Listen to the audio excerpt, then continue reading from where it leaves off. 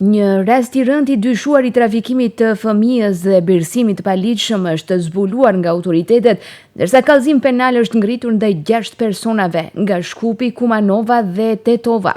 Sipas policisë, të dyshuarit kanë organizuar dhe realizuar birësim të paligjshëm të një foshnjeje të porsalindur, duke shfrytzuar gjendjen e rëndë materiale dhe sociale të prindërve biologjik. Hetimet tregojnë se në skem kanë qenë të përfshirë persona që kanë ndërmjetësuar kontaktet mes çifteve të interesuara për të marrë fëmijën dhe prindërve të foshnjës. Njësia Kombëtare për luftimin e kontrabandimit të migrantëve dhe trafikimit me qenie njerëzore ka ngritur kallëzim penal ndaj FA 63 vjeç, GK 57, ISH 35, GSH 35, të gjithë nga Shkupi, si dhe ndaj SJ 35 nga Kumanova dhe IA 38 nga Tetova për shkak të dyshimeve për veprën penale trafikimi fëmijës. Sipas njoftimit zyrtar, gjatë viteve 2024 dhe 2025, 2 nga të dyshuarit kanë organizuar birësimin e paligjshëm të foshnjës, duke bindur nënën biologjike që në këmbim të 500 eurove dhe kontrolleve ginekologjike falas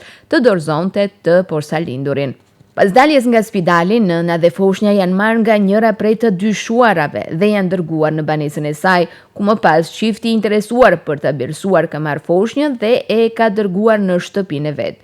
Hetuesit kanë zbuluar edhe një kontratë huaje prej 500 eurosh e lidhur më 17 tetor 2025, për të cilën dyshohet se kanë shërbyer për të maskuar pagesën e kryer për birësimin e paligjshëm të foshnjës. Me vendim të gjyqtarit të procedurës paraprake, ndaj të 6 personave është caktuar masa e arrestit shtëpiak, ndërsa hetimet për rastin vazhdojnë.